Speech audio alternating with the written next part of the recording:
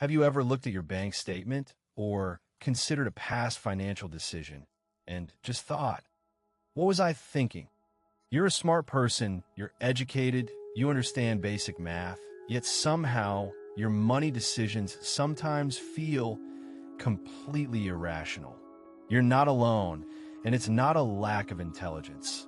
It's a fascinating glitch in our human psychology. Today, we're diving into the hidden world of behavioral economics, exploring why our brains are wired to make incredibly dumb choices with money, even when we know better.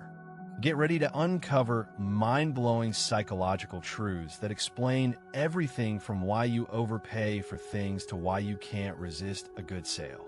This isn't about budgeting tips. It's about understanding your own mind. Our journey begins with groundbreaking work from psychologists Daniel Kahneman and Amos Tversky, who literally won a Nobel Prize for proving humans are not the rational economic agents we once thought.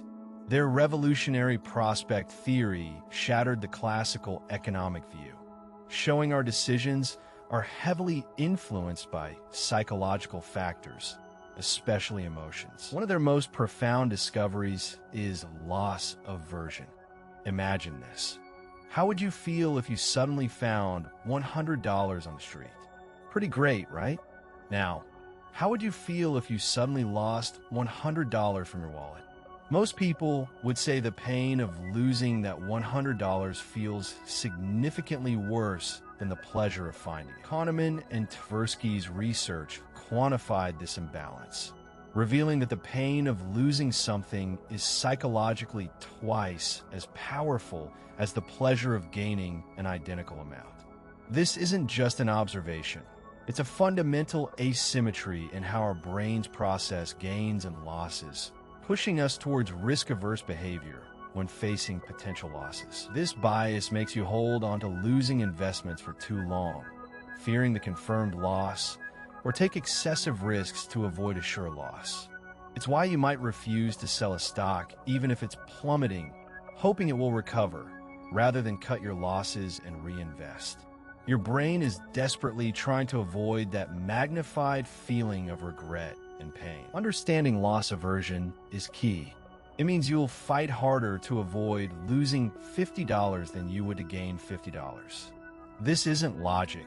It's pure human psychology at play, constantly influencing your reactions to price changes, investment opportunities, and even day-to-day spending choices. Building on this understanding of our irrationality, let's explore another fascinating bias, the endowment effect, championed by Nobel laureate Richard Thaler.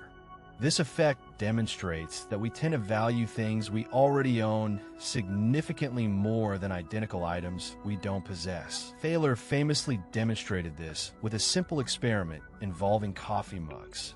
He gave half of his students a university-branded mug and then asked them how much they would sell it for. The other half, who didn't receive a mug, were asked how much they would pay to buy one. The results were stark. Mug owners demanded prices 2 to 3 times higher to sell their mugs than non-owners were willing to pay to acquire one. Simply owning the mug, even for a few minutes, instantly inflated its perceived value in the owner's mind. It wasn't about the mug itself.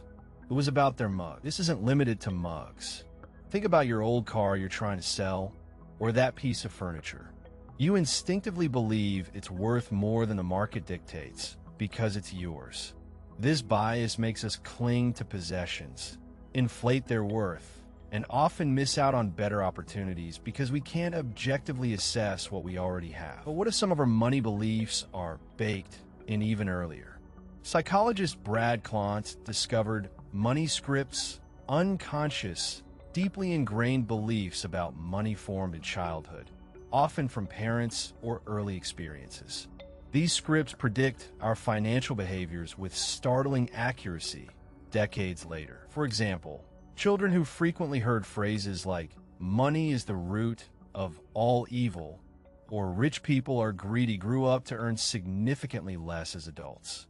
These scripts create self-fulfilling prophecies, dictating how we save, spend, and invest without us even realizing it. If loss aversion warps our perception of value, and the endowment effect inflates what we own.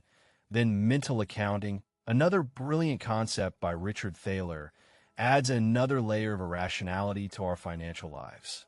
Mental accounting is when we treat different sums of money differently, based on their origin or intended use, even though money is fungible. Economically speaking, a dollar is a dollar, regardless of whether it's from your salary, a tax refund, or a lottery win.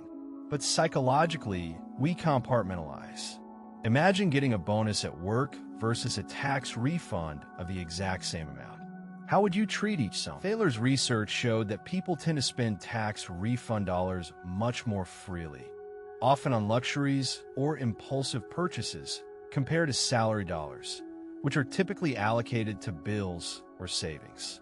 The refund feels like found money, making us less cautious with it. We create these mental pockets for our money: a rent money pocket, a vacation money pocket, an emergency fund pocket.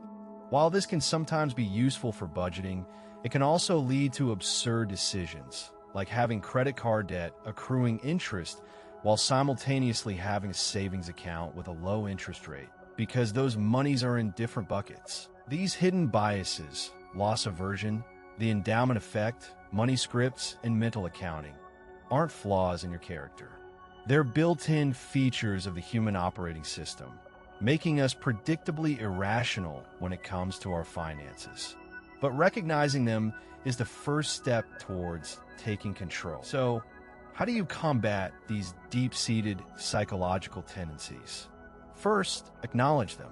Simply knowing about loss aversion can help you pause before making an emotional decision to hold onto a losing investment. Ask yourself, if I didn't own this, would I buy it now? That can help neutralize the endowment effect. To counter the endowment effect, practice pre-commitment. Before you acquire something, or before you need to sell, decide on its objective value and stick to it. If you're buying a car, set your budget before you fall in love with a specific model. If selling, research market prices thoroughly beforehand. Address your money scripts. Reflect on your earliest memories and beliefs about money. Did you hear money doesn't grow on trees? Or save every penny? Once identified, you can consciously challenge and rewrite negative or limiting scripts, replacing them with empowering ones that align with your financial goals. And for mental accounting, understand that all your money is just money. Regularly consolidate your accounts visually or mentally. Treat a tax refund not as fun money, but as an opportunity to pay down debt, boost your emergency fund, or invest, just like any other income. Automate as much as possible. Set up automatic transfers to savings or investments immediately after you get paid. This leverages your inertia, reducing the cognitive load and emotional friction of making daily rational choices, effectively outsmarting your own biases. The psychology of money is a powerful lens through which to understand not just our finances, but ourselves. By recognizing these innate human tendencies, you're not just getting smarter with money, you're gaining profound insight into the very wiring of your brain. It's about conscious awareness, not simply willpower. If you found this deep dive into the brain hacks that affect your money fascinating, and you're ready to unlock more secrets of psychology and human behavior, make sure to hit that like button and subscribe for weekly insights. Share your own money script in the comments below. I'd love to hear your experiences.